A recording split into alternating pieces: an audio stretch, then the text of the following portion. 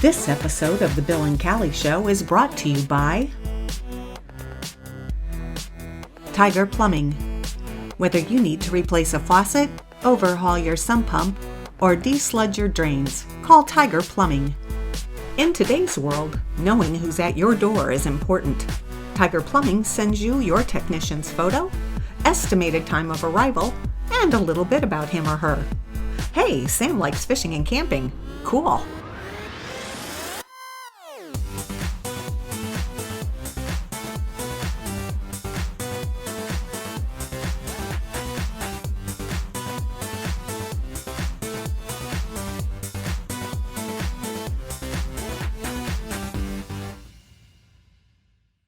Hello, this is Bill Moran of The Bill and Callie Show. Today we are producing a special edition of our show called Conversations. Conversations between three lovely ladies who will be partaking in an informal conversation about their lives, the good, bad, and very traumatic portions of their lives.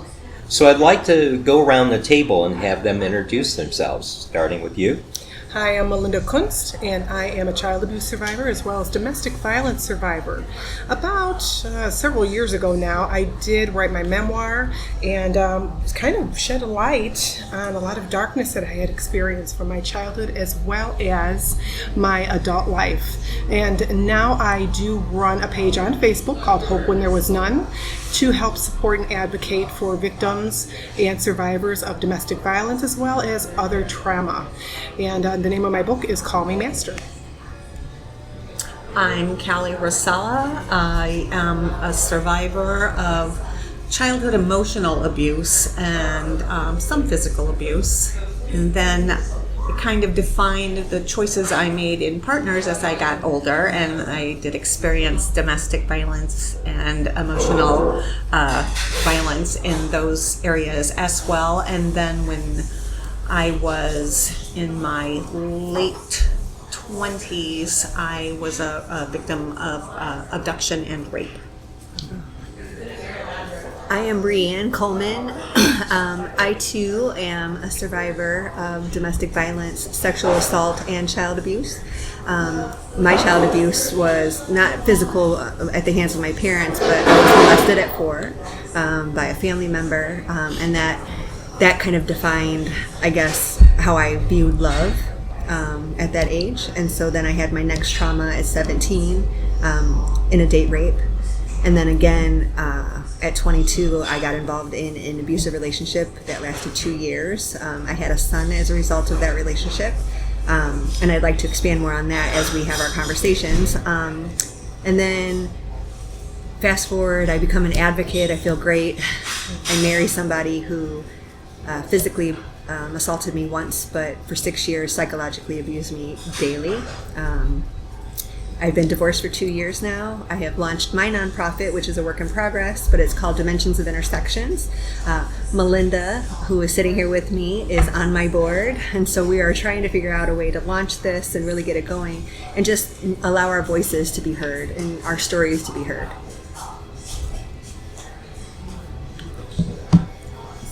Okay, go ahead. Wait, starting from where I was.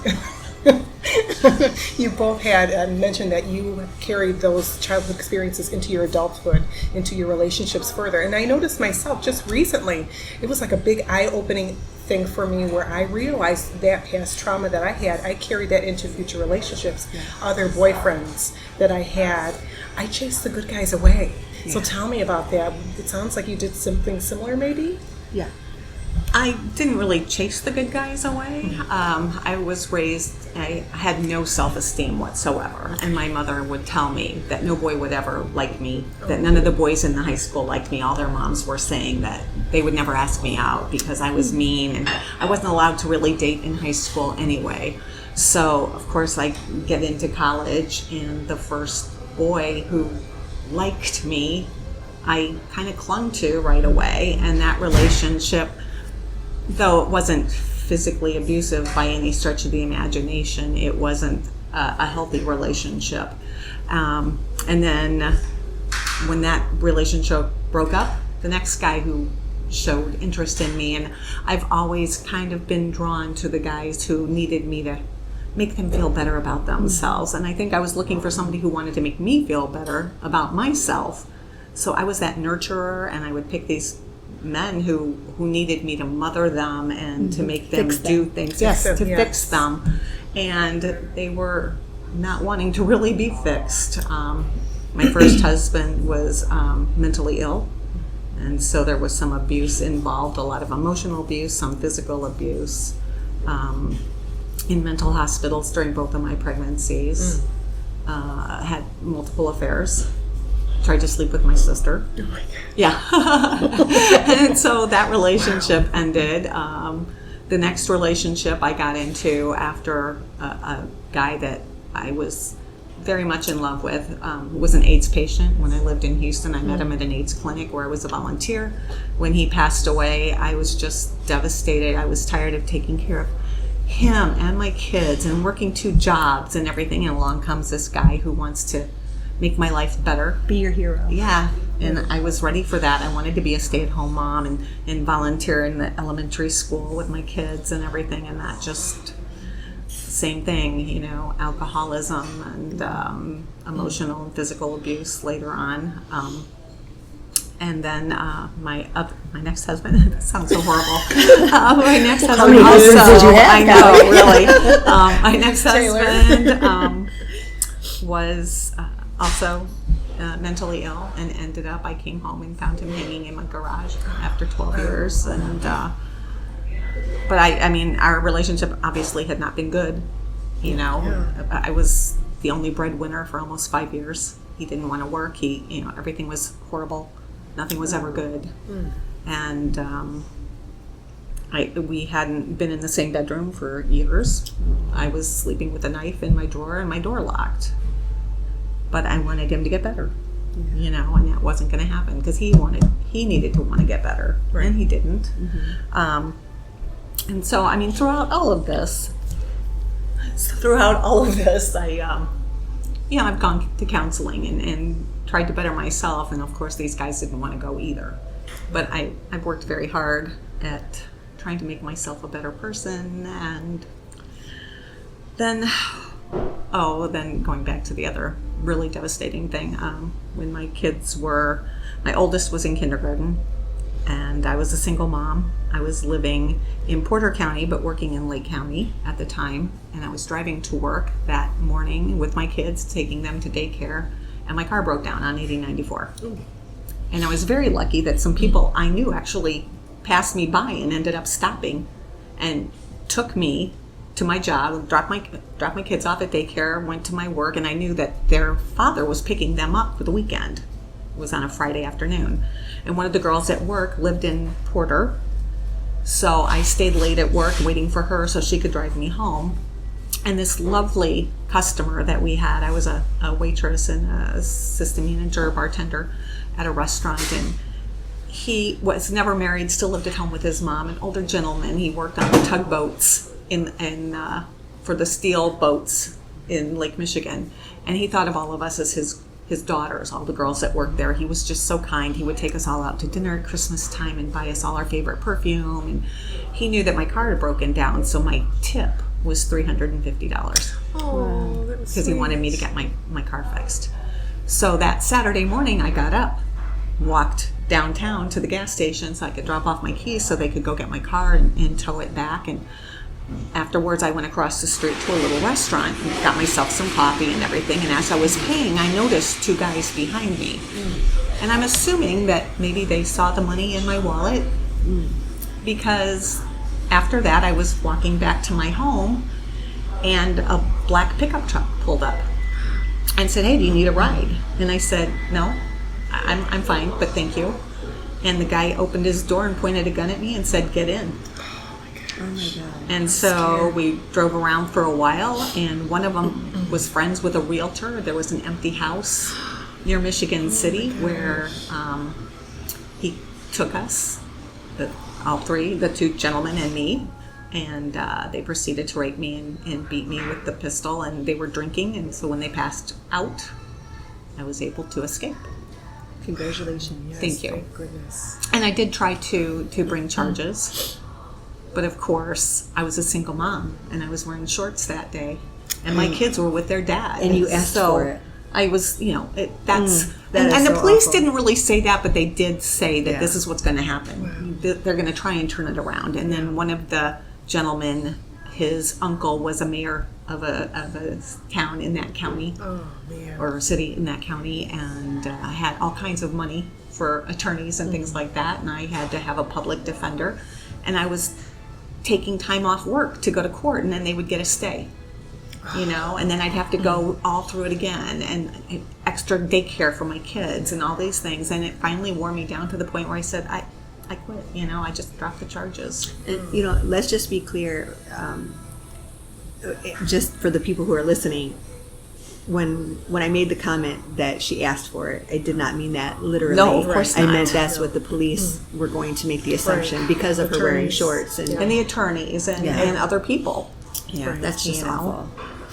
And then growing up, having your mother tell you, you're out whoring around, I know what you're doing, kind of things and stuff. So you don't want to create waves. That was another thing. Don't create waves. Don't.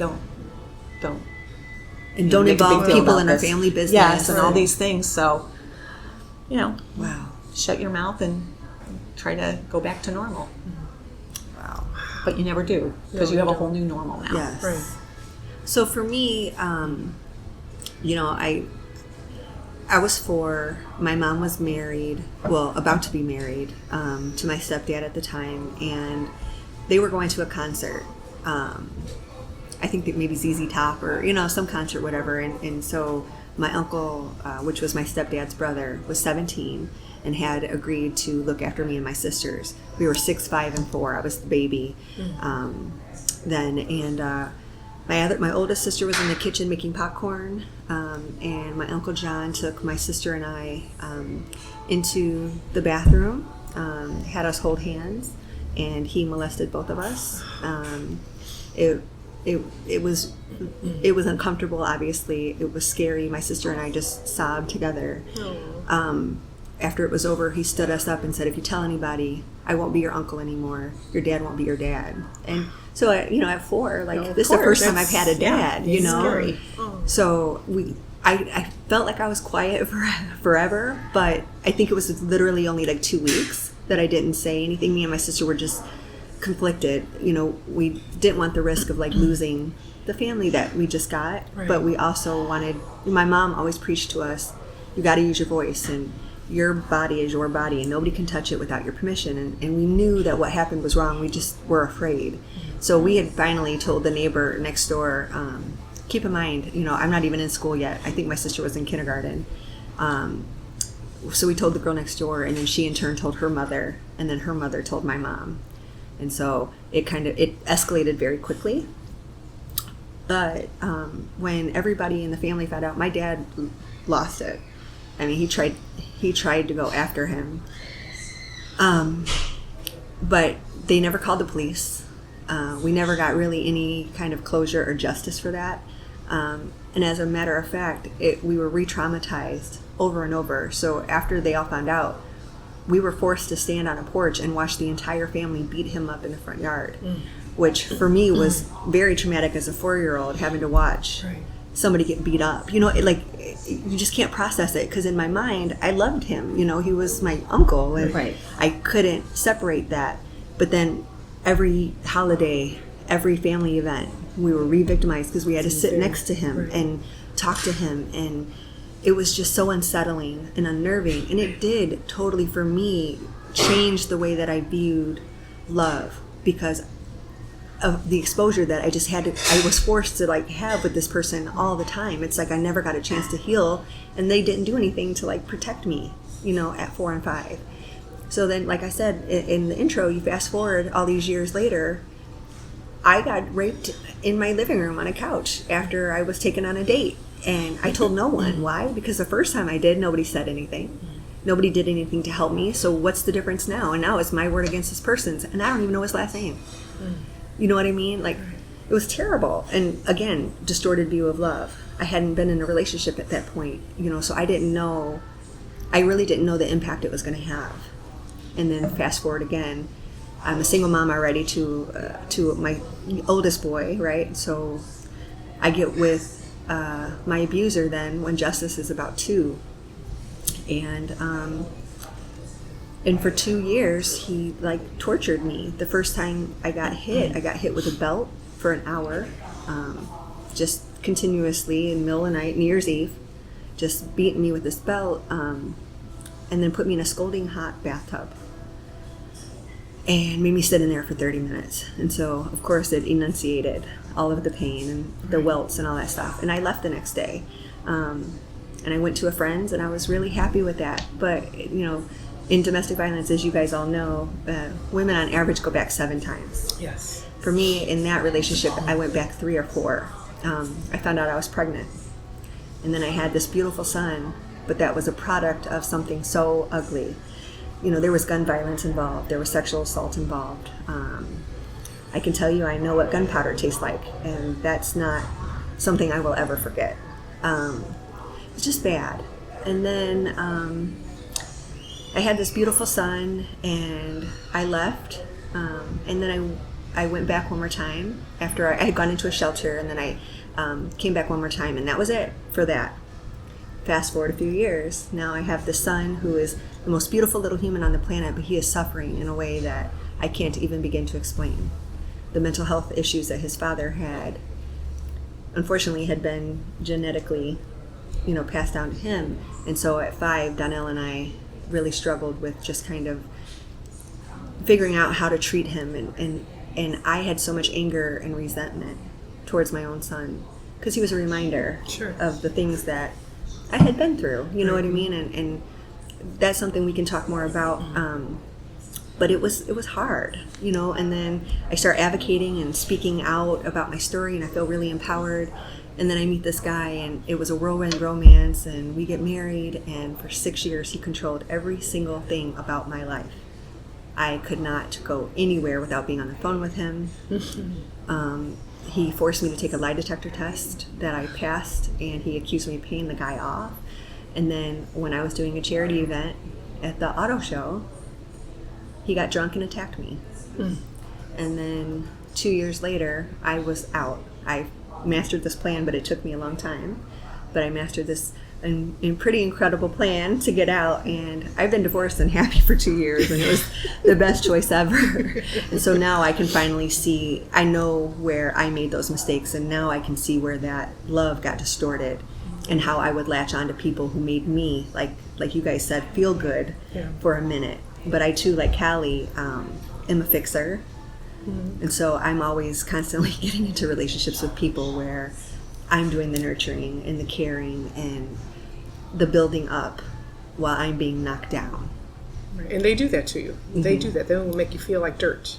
And it's everything's your fault. And, right. you know, I wouldn't be this way if you weren't this way. Yeah, Right. that's not how that works. Yeah. You were like this before you and I got together. I just didn't see it, you know? Exactly. And so now it's like, now I'm coming to a place at 39, almost 40, where I'm comfortable with who I am, and I'm not the same person, and I'm trying to get myself out of that mindset that I'm not worthy of healthy love, or that every relationship I'm going to be in for the rest of my life is toxic, and I'm just not there anymore. And so now I'm good, and I'm finally finding happiness. So it's exciting to get here.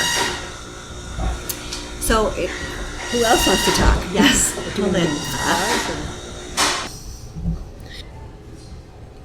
Depression, and just a lot of, especially in their own relationships, I see they're carrying the baggage from my relationship into their own relationships. I don't see my older son. He lived with dad, unfortunately. He tried to kill me, so I had to give him back to dad.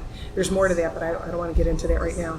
And my 2 daughters that were with me, the court said they could stay with me.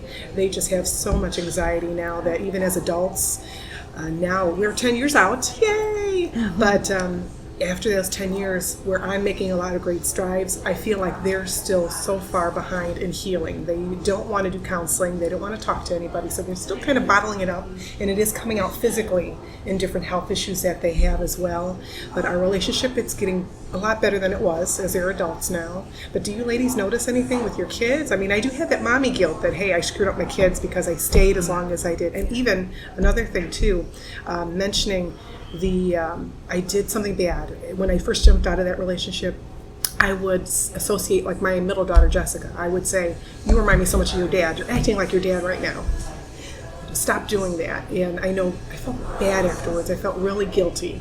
And I noticed I did mirror a lot of his narcissistic behaviors. It's a learned after I behavior. left. It's a learned Yes. behavior. So I know, but did you notice anything like that yourselves? Yeah, well, as I talked a little bit, so my son is now, today is actually his 16th birthday. Woo, happy birthday, Oh, baby. happy birthday. Happy birthday.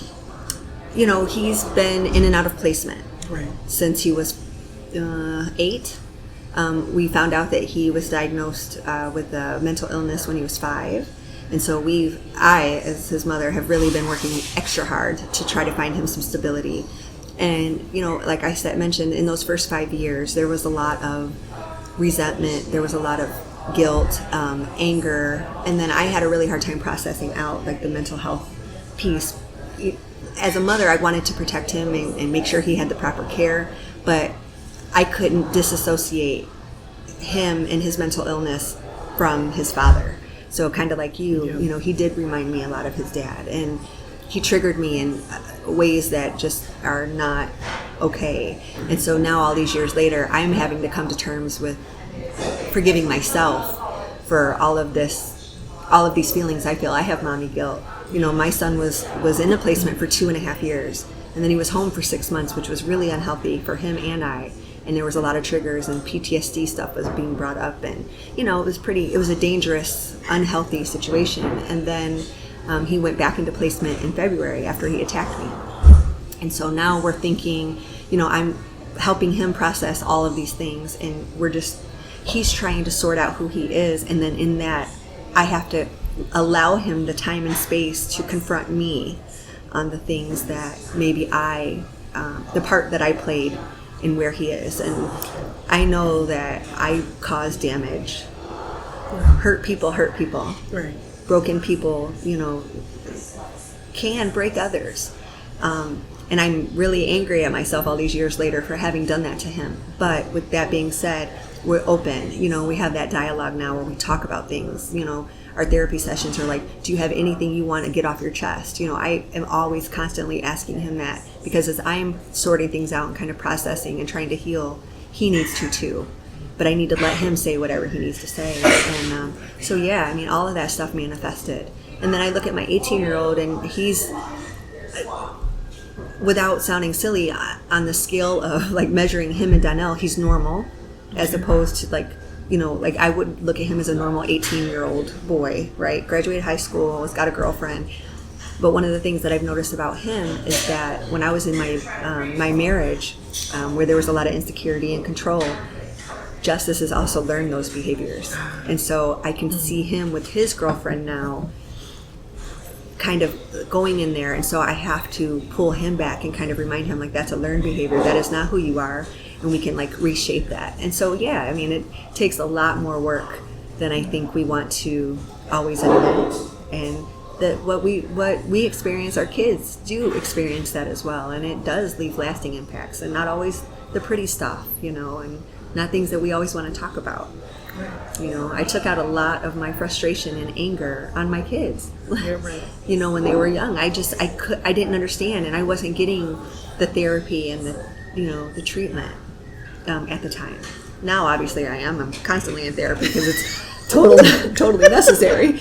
But then I couldn't. I was ashamed to admit it. You know. And now I'm a little more open, and at least I'm transparent about what happened, and I think it's going to help with my voice in time. What about you, Kylie? My kids and I were super close, Yeah. all through high school and into college. And we did go through family counseling at different times because of events, and I know that mental illness runs in both sides of the family. I suffer from depression. My family members have depression and things, and I know it's much more so on their biological father's side. You know, I know that their grandmother was, when she was pregnant with their father, lived in California, and she had electric shock therapy while she was pregnant with him. And his uncle was bipolar, and when he wouldn't take his medications, there were times that he would be standing on the roof of their house screaming and doing things. So I know that that's there. So when there were issues and things, we would go to counseling, we would do all these things, and I was always super close to my kids. And then all of a sudden, in their late 20s, I became the worst person on the face of the planet. Every problem they had was because of me, and I haven't spoken to my children in quite a few years now. How old are I don't your even kids? know. 39 and 38. Wow. And I have no idea. I kind of know where they're at and what they're doing a little bit.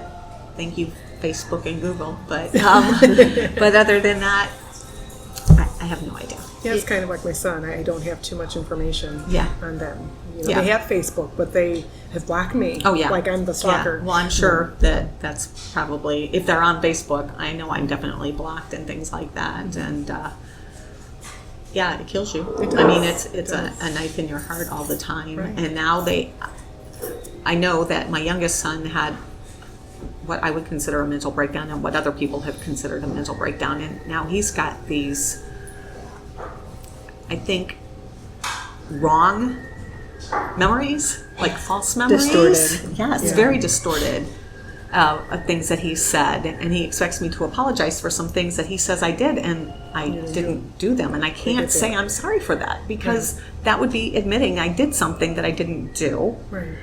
And then also their biological father, there were a lot of issues when they were very young, is when we separated. He didn't see them a lot, occasional weekends and things. And then I moved out of the state. So he would see them occasionally when they got a little older, and I went back trying to get additional child support, because at the time when we got divorced, he wasn't making a lot of money. Okay. But as kids get older, there's a lot more Yeah. financial things, and he didn't want to increase child support, and my then husband said he wanted to adopt the kids, so he gave up all rights to his children because he might have to live in a smaller house and drive a Volkswagen if he had to pay more child support. And then he ended up committing suicide later. Your ex, My your ex, kid's the dad. kid's biological father, committed suicide when they were in elementary and middle school, I believe.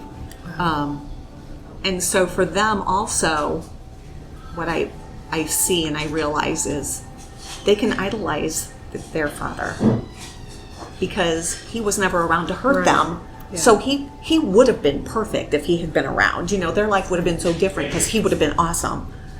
And everything that's wrong is because of me. But that's what makes it so interesting with our kids is, Donnell used to say, I want to go live with my dad. I want to go live with my dad. And I did. I let him go for 2 weeks.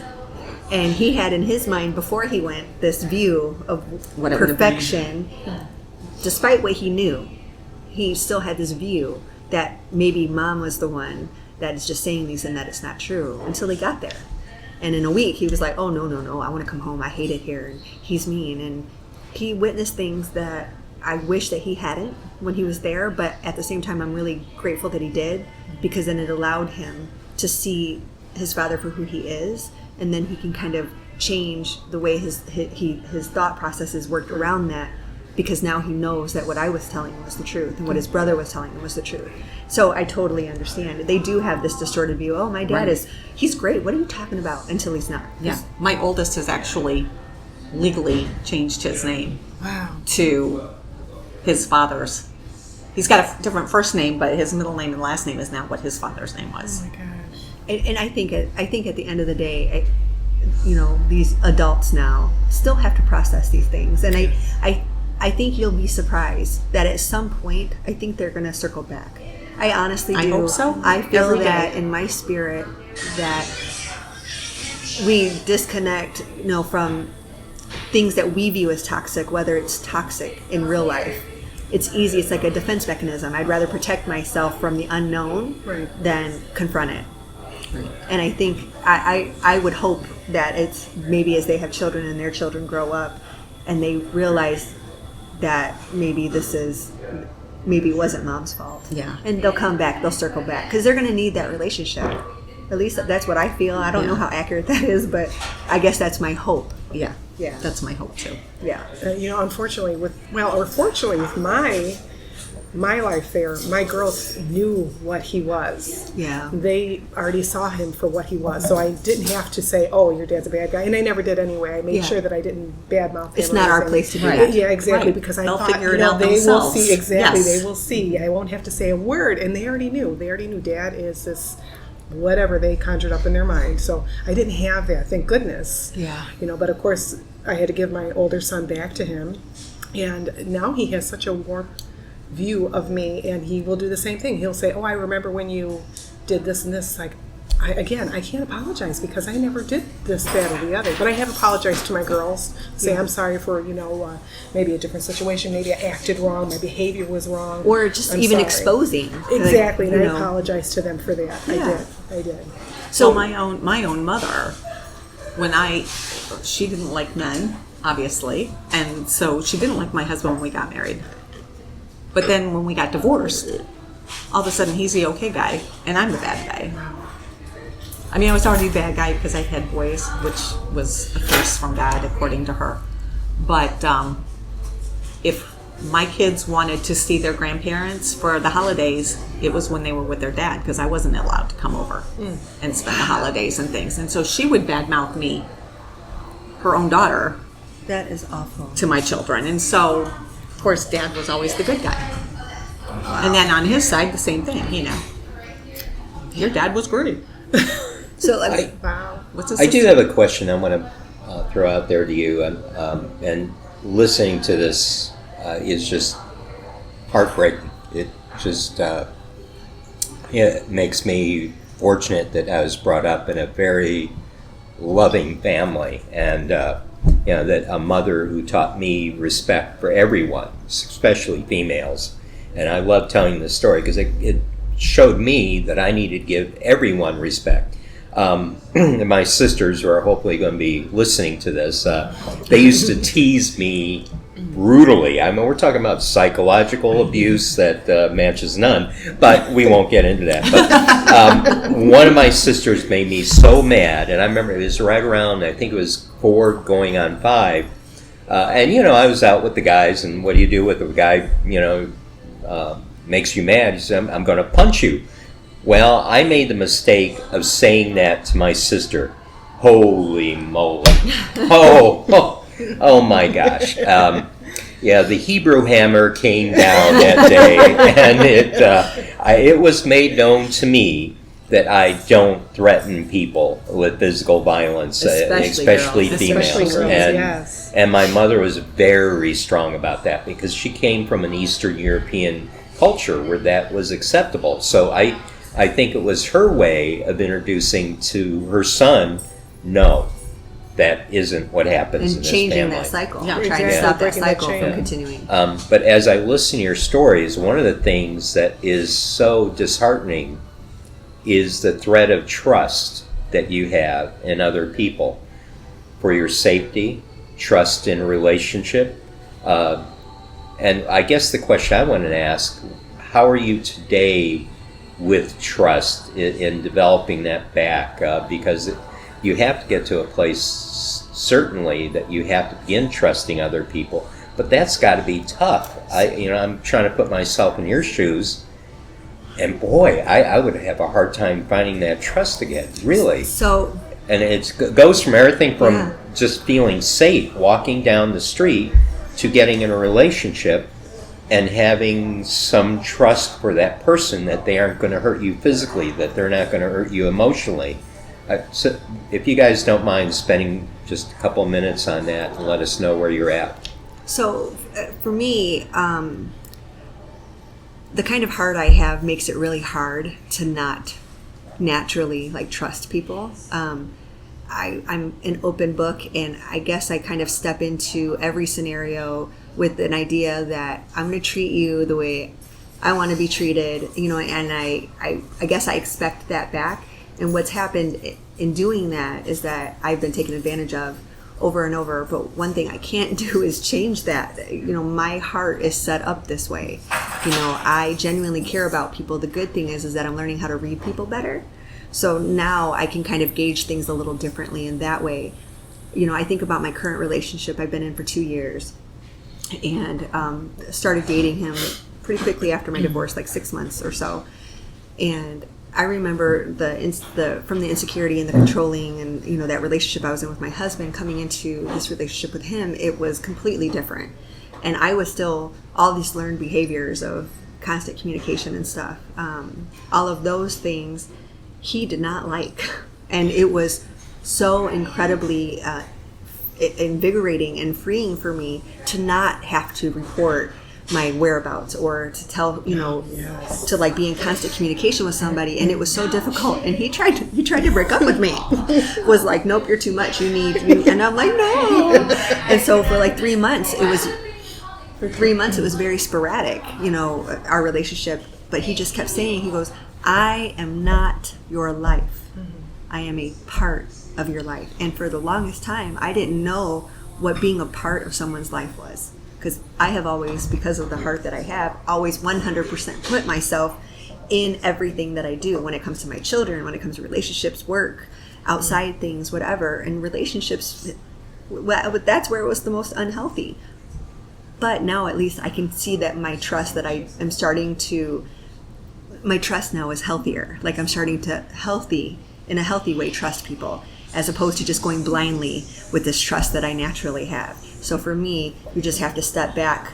But trusting has always been easy. I'm still scared, like at nighttime, if I'm walking and I feel somebody behind me, I'll get a little like my little hairs will stand up. Yeah, I get very nervous, and like certain things trigger me to where there's like questions about like my safety and Sure. and that. But I haven't really struggled with the trust part. I have to imagine that you two probably have. Your situation's different. I don't know. I just know for me, I'm too open to not be trusting. I just have to keep these eyes wide open. And that's where I often forget. I get blinded by good stuff, at least what looks good. But do you find it's more guarded now? Now, especially after my husband, like I said, it was a whirlwind and it seemed perfect. And from the outside looking in, everybody thought we were happy. I mean, you got to think, I think I was still with him maybe when we did our first podcast. Yeah. And he like totally stalked me. Like, I mean, my phone couldn't be not attached to my hip. And so, and because of that, and because I just jumped all in now that I've seen the damage that did in those 6 years, and I saw the impact, and I saw how sneaky and manipulative he was, now I'm able to see things a little bit differently. But my trust has always been there. But yes, you're right. Now I'm a little more guarded. I would say that's kind of where I am too. I've got a very giving heart. I'm a very loving person and a very trusting person. And a nurturer.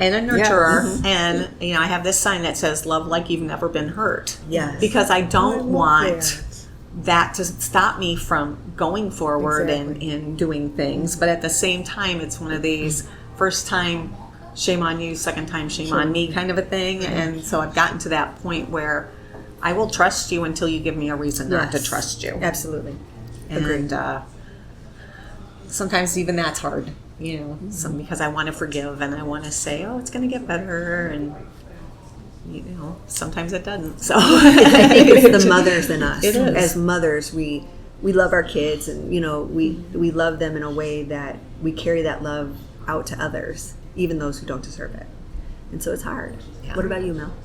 Well, I think we're all very empathic, and I noticed that just learning and researching about abuse, a lot of us are empathic. We're nurturers. We want to fix things. We want to heal things. So a lot of those dark people, if you want to call them that, are attracted to our light. They see that. We're also very smart. I don't know if you ladies knew that. We are very smart. Yeah, so they are attracted to smart ladies. So, when you feel like, oh, I'm just really dumb because I ended up in this relationship, or I'm still here, or I left him and I came back, you might feel really stupid. You're not stupid. And it took me a little while to realize that, no, I'm very smart. I really am. Now, as far as the trust, I've always been very trusting. I've always been very friendly. But now the veil has kind of went down. I can see it's off. So I can actually spot somebody now much better than I did before. Yes. I'll rely on my spidey senses. If someone has those abusive or narcissistic tendencies, I can see that. And it's something that I just realized over the past few years. It's like, ooh. And you listen to your gut. I don't know if you guys I stopped listening when I had gotten with my abuser. Me too. I didn't trust it. I had friends that would say, "No, he's this nice guy. You know, you want to go out with him. He's hold awesome. on to his every word." Yes, he's awesome. He's loving. He helps this person and that person." It's like, okay, they're like disregarding my feelings. Like, something's off. The red lights are going off. The bells are ringing. They're like, "No, he's just a really nice guy. He's never really had anybody before." So it's like, okay, I disregarded that. So I really pushed down my spidey senses, that intuition that I had. But now, anytime that it sets off, a person just walks by, man or woman, it doesn't matter with, that I will. But I still am pretty trusting. But again, as long as you don't screw me over, it's very good. Yeah. Yes. And so to piggyback on that, how grateful are you both, and I obviously I already talked about it, but how grateful are you guys with your partners now, and how have they helped you to kind of learn to not be guarded, and you know what I mean? Like what value did they bring that kind of changed that for you? You know what, Terry, who I call Mr. Awesome, and hadn't had, like Bill, didn't have that type of relationship. He had never been exposed to that. He grew up with the Ozzie and Harriet kind of parents, and that like martinis, but he grew up in that kind of action. So hearing my story, and he's had past relationships too with other women that were victimized, but to come into this relationship, he was kind of keeping a distance at the same time, because he knew that usually people jumping out of a relationship experience something he calls the 2-year crazies, where you kind of go wild. You might do things out of the normal for you because you're just fresh out of this relationship. Mine lasted 6 months. But even going on, there was that. I had those PTSD moments. I had a lot of triggers. There was a lot of nightmares, crying, wetting the bed. There was a lot of issues I had getting into that relationship, and I carried that with me. And we spilled milk once, and the kids and I still had my older son with me, and we're all looking at the spilled milk on the table. He's still sitting at the table. We all jump back, and we're all like waiting for this shoe to drop. Explosion, exactly. And he's like, is someone going to get a towel? Just so like, calm, right? We're all calm. He goes, you guys all look like deer in the headlights. That's the look you had. But we were waiting for that explosion, that big argument, that yelling, screaming, or whatever, tossing a chair. And so he wasn't used to what I was telling him, the stories that I was telling him. But once he got to know my ex, at that time, he's like, wow, he is a whole truckload of crazy. He really is. You are telling the truth. Because I think when we go into these relationships, until they know the other person, they're just like, oh, well, maybe she's making these stories up or something. But once he got to know my validation is really huge. He's like, wow, for me, knowing Bill works with somebody that knew me growing up very well, and he came up to him and said, did Callie ever tell you about her mother? And Bill's like, well, yeah, a little bit. He's like, she was not a nice person. And I just was like, oh my God. So other people saw it, and I was validated. I mean, I knew he believed me about how I was raised and things, and why I have these fears and these, anxiety moments or whatever. But to have somebody who is a very respected person, used to be, I guess retired minister, still is a minister, but not in that line of work anymore, but and somebody who lived in my neighborhood, watched me grow up, knew this person from his church and everything. I was so happy. I was crying. I was like, it's not me. I'm not crazy. I'm not making this up. It's real. This is really happening. And so, just being validated and having somebody be able to go, now I get it. And we almost didn't marry the night of our wedding, but Terry and I. Mr. Awesome. Mr. Awesome.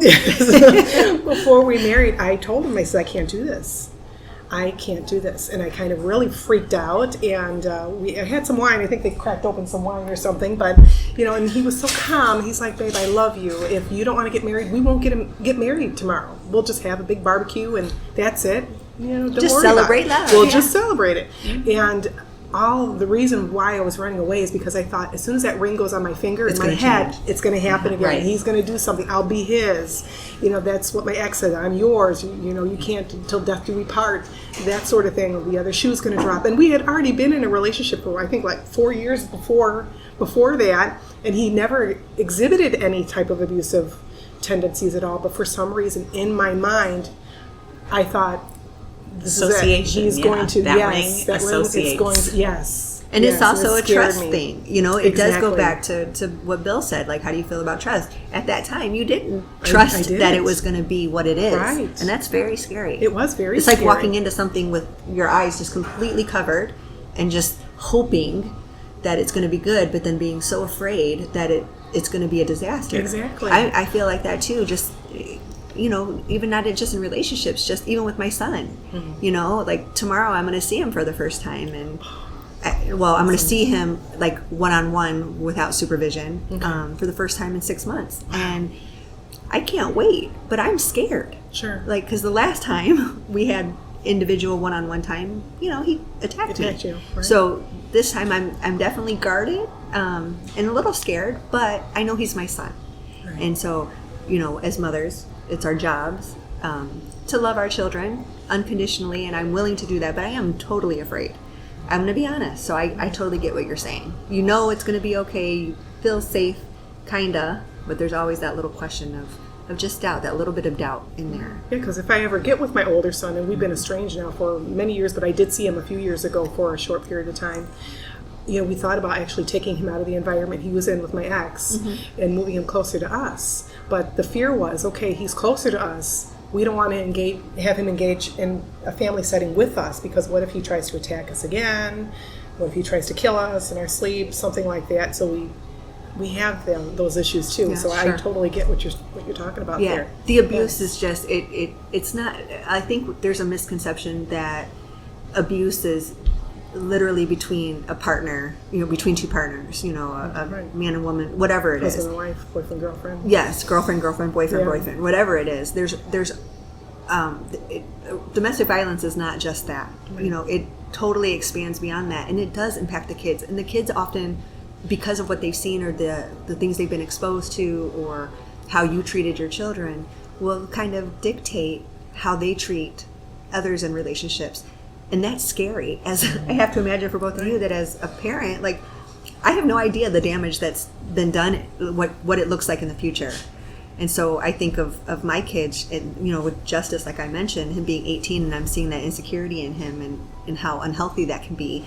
Yeah, like, this is something that I have to step back and look at, like, okay, did I do this? And then not be afraid of that. And so, like, I'm so uber, like, ready to just jump on Justice right now, not physically, but like get on him and say, hey dude, like, you can't treat her like that. Like, you have to, like, turn that off, you know, and just be happy. You're 18, you know. But I'm so afraid that my kids are going to be what I was abused by. I'm so afraid that they're going to be the aggressor because of what they've seen and the exposure that they have, that I am terrified.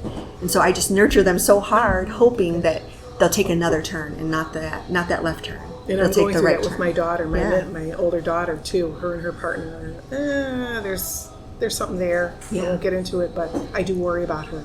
You know, I do worry about her in that relationship too. But going back to what you say as kids, and you mentioned very early on about being a child, being molested, a lot of children I guess what I'm trying to say is the families that experience that, I've learned, this is going on for years. It's a generational thing. And as the kids grow up, then some might think that it's okay to do to Bobby Susie, or Auntie Jim has been doing it for years, so it's okay. And they're constantly being exposed, terrorized, re-victimized by their family members, again, at Christmas, at Thanksgiving, unfortunately. And I've met some 60, 70-year-old now survivors, or still victims, unfortunately, that are still experiencing this. And this is so sad.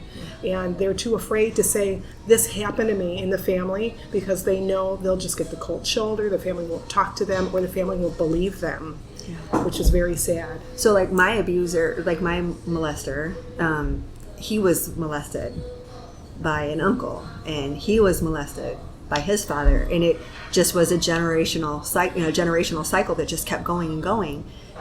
After he molested me and my sister, he molested another one of my cousins. That cousin is in jail for murder right now, like, actively. And I just wonder how much of what she experienced plays a part in that. You know what I mean? Like, I have to imagine, like, I've been lucky enough to take a different path, right? The choices. I think it's all about choices that we make to continue on that Right. curse. or to break it. It could, like, and then I think about my sister, right? So let's talk about that. So me and my sister were molested at the same time by the same person together. My sister's gone. 2012, she died. She died because she got involved with a known pimp. And that pimp was my abuser's brother. And so when Randy got with him, I was very, very scared for her. And I kept saying, like, this is a really bad idea. And she's like, no, it's fine. Until we found her on Backpage. And until I got a phone call from the west side of Chicago from the police department saying that my sister had been arrested and her daughter was with her. And I asked what she was arrested for, and they said prostitution. And I just couldn't believe it. And then my sister's in she wasn't doing drugs or anything, but she was so in love with this person who was so unhealthy, so controlling, so toxic, that he forced her to stay up for 36 hours. Wow. And then the girl who was driving fell asleep at the wheel and drove into a parked car on I-57 and killed my sister instantly.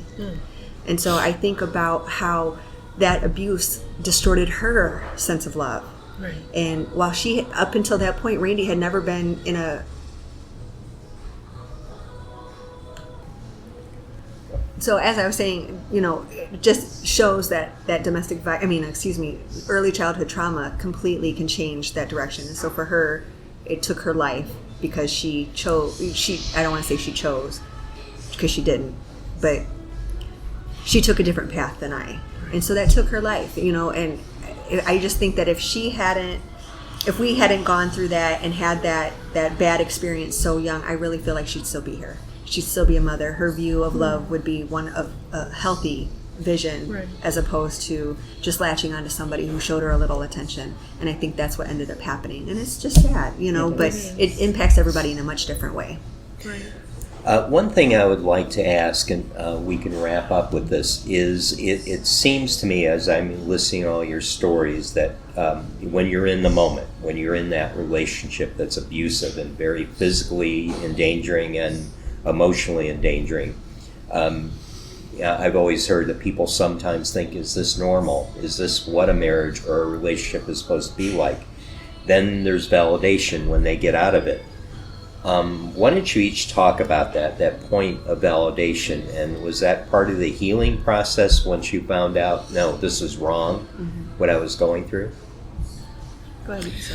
Well, for me, I left several times, just as you did. Now, I left and verbally many times, probably hundreds of times, I tried to, just please let me go. Yeah. Because in my heart, I knew something wasn't right about this. I would see what I called normal couples. They were enjoying each other's company. They weren't checking on them or checking their car mileage or hundreds of other things that I was experiencing. They seemed to really have a good unit. They had family game nights. It's like, I want that. That's got to be something for us. And I knew this isn't the life that God wanted for me. I knew there was more. I wanted my kids to see that there is a chance for a healthy relationship, a loving relationship, that where I was at right now, where they were at, this wasn't it. Yeah. So I wanted to leave so they can see that. Once I did finally get out of there, and it's been several years after I had some healing, I would have to say a good 2 to 3 years after I really started healing, then I could see, wow, this is what a normal life is. A normal life where my only concern is, am I going to cut my hair? I'm going to go to the store and I'm going to stay there an hour and not have, Terry's not going to be calling me every 5 minutes. Where are you at? Who are you with? What you doing? It's very surreal, this life I live now. There is a happily ever after for anybody that's listening to this. And, some of our stories are pretty extreme. Verbal abuse, emotional abuse, mental abuse is very real and very, very dangerous too. Yeah. So please don't just stay in your relationship for the kids. Get some help. But for me, this life I have I'm getting goosebumps. It's my happily ever after. It really is. I can't even begin to tell you guys how much more love I have now for myself, for others, and how I've bloomed and how much more confidence that I have now than I did before. I would never look up at you ladies in your eyes, or even if a guy passed by, I would look down because that's what I was trained to do. And now it's the sky's the limit. I am on video now. My mom's here, by the way. And she's like, yeah. Isn't it nice to not have to ask permission for a haircut? It is. Crazy. Or to go out, or spend that time with a girlfriend, and I'd have to say, okay, here's what's her name, and give her the phone because you didn't trust me. But yes, I love my life. What about you, Kelly?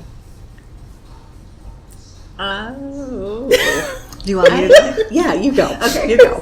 So for me, I won't talk about the first abusive relationship. I'll talk more about the marriage, because this is really where I think I got the most validation and figured it out. So I had, again, 6 years, went through this hell for 6 years, and didn't understand. From the outside looking in, it looked perfect. I mean, Yep. it looked like legit perfect. He was a fantastic husband to what the world saw. Exactly. But then when I decided to leave, a few months after he put a shotgun to his chin in front of me and my kids, I decided, okay, I got to get out of here. So I worked on that. It took 2 months, got out of there, and I wanted to work on things because he's my husband. It was my first time being married. I didn't want to throw away a marriage, Been there, and I made this vow in front of God and my family and friends. I'm like, I'm going to stick this out. So I did, and one of the things I decided during that time was I need my own place. And so I got my own place, and he was so angry that I had gotten my own place. And I kept saying, I just need 60 days of us living separate just so I can see if you can change your behavior. And he kept saying, I can do it. But he insisted that I cancel my lease and that we go and buy this house together. And I'm sitting here thinking, you won't even let me live separately from you for 5 minutes. But you want me to, be with you. I'm like, that was the validation I needed. Because I sat back and I just looked like, from the outside looking in, it looks good, but nobody knows the hell that I'm going through. Right. And so then when he just refused to let me go and give me the space that I needed, I just needed a little bit of space, and he refused to do that. Okay, fine, let's have a divorce. And he fought it, but it was for me the exact thing that I needed. I needed to see that he would never change no matter what. His promises sound really, really good. And he was always good at filling me up in that way. I promise it'll be better, and we're going to do this and That is so da. yes. And then that one was just foolproof. I'm like, okay, you're not going to change. And now you're divorced. And it was the best thing ever. So yeah, for me, and that's changed the way that I now view relationships, because now I can see it a little more clearly. The veil, like you, is down. And so my eyes are open. I think I'm still working on it. Okay. To be honest. Okay. I- Because I- I'm yeah, still I working mean, on everything. yeah. I mean, it's been 10 years out, but I'm still working on my self-improvement, my self-love. I think we all are Yes. still doing that. Right. Yes. Yeah. And so I can't really say there was one specific moment where it was total, that I know that this is it, kind of a thing. But I'm getting there, slowly but baby surely. steps. In looking at Bill, Yes. does he give you validation? Of course. Then You you got Validation it. that she does get nauseous when she looks at me. but Nice try, dude. you're there, and that's what I think at the end Right. of the day, I think that's what matters. Exactly. I think our partners really do help define the people that we are, and when you're in an unhealthy relationship, it's going to define you as more of a victim. And it's easy to play a victim or become a victim Exactly. when you're not in a healthy relationship. But I love Bill, Bill's and awesome. Kelly, I know you do too, and I know Melinda does, and I know the caliber of a man that you are, just based on this kind of work. And so for me, as just a survivor, thank you Yes, for being thank you. you, Thank you for loving Callie. Thank For you. caring. He's Yeah. Yes. very, very caring. and Yes. I feel like this is really important. And so I wanted to piggyback on what Melinda said. For anybody who's listening to this, there's always an outlet. I know sometimes it seems impossible, and I've been in that place where I'm like, nobody's going to help me, nobody understands, or you're too embarrassed to tell somebody what's happening. I hid my abuse for a long time. Nobody knew. Just speak up. You would be surprised, some random stranger on the street who just has a gentle smile could be your whole savior. Exactly. Absolutely. And get you out of that. And so Right. if I can give any advice to any women out there, and to you two ladies at this table, compliment each other. Talk about, build and fill each other up. That's right. Yes. Because a woman will never feel like she's enough if nobody is filling her cup. Exactly. And so we have an obligation to each other as sisters in survivorship, especially us, to really build up anybody else. I have a neighbor across the street, and I'm pretty sure she's being abused. And so all I can do is just be there for her in any capacity. And I want the same for anybody else. So if you guys need words, find us on Facebook. Yes, Yeah. You know, absolutely. find us on Facebook. Check out my website, dimensionsofintersections.org. Check out Melinda's book and follow her blog. Call Me Master and Call Hope Me When There Was Master, and then None. Hope When There Was None on Facebook. and Hope When There Was None on Facebook. And her blog is also on my That's on Blogger. on Dimensions of Intersections website. So check it out. I mean, there's so many resources out here. Yes. There's plenty shelters, plenty people that are just willing to hold you and walk you through it. And we will hold you up. We promise. Amen. And then Fairhaven is also another excellent Absolutely. resource here. Yes. That Yes, they are. Fairhaven, Haven House, St. Jude's. St. Jude House. again. And one of the things I'd just like to close out our show, and I'm hoping we could do this again. Actually, I think it was helpful for each one of you and me to listen to these conversations. And what it amounts to, I think it is respect. People just have to have respect for each other. They have to honor each other. They have to know that we're each individual people that act differently in our own ways. That's what the human race is about. And I think we're closing on an area where we're losing respect for each other. Yes. And I don't think we have leadership that puts on a great example of that. Social media has been an amplifier for disrespect. And somehow I pray, I hope that things change around. And to you men that are out there especially, I pray and hope for all of you that you understand and view the world in a different light, that there's no control mechanism that you should have over anybody. They're individuals. They have their individual means, their individual talents, quirks, if you will, but you know, if you respect a person, you respect all that. Yeah. And there's no reason to damage any of that or control it. We live in a free society, so. And we should be able to love freely. That's right. And exactly. Love freely, build each other up, spread the love. Yes. Exactly. But also, there are some women that are just as bad. Oh yeah, Abusers, absolutely. Oh, yeah, Absolutely. yeah. Sad. Yeah, and that's given true. I mean, but men, again, Definitely. the physicality, and they respect, and I learned that at a very young age. So I appreciate that more than you will ever understand. In this relationship, this is the first relationship I've ever been in where he has run from the kitchen. We were watching a movie and a song came on and he ran from the kitchen and stood in front of me, grabbed my hand, stood me up and serenaded me. And it was the most touching thing on the planet. So I can appreciate what your mother and father did and the example they set. I can only pray that I can Terry set does that for my something baby. Well, with that, we better close up. And All right. again, thank all of you. I thank you all for listening. And we'll have this conversation again. Thank you. And thank you very much. Good day for now.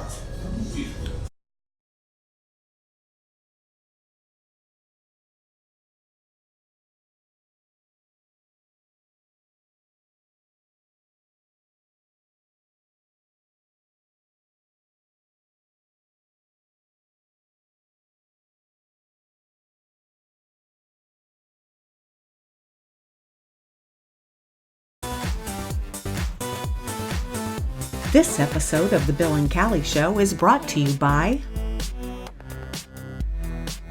Tiger Plumbing. Whether you need to replace a faucet, overhaul your sump pump, or desludge your drains, call Tiger Plumbing. In today's world, knowing who's at your door is important. Tiger Plumbing sends you your technician's photo, estimated time of arrival, and a little bit about him or her. Hey, Sam likes fishing and camping. Cool.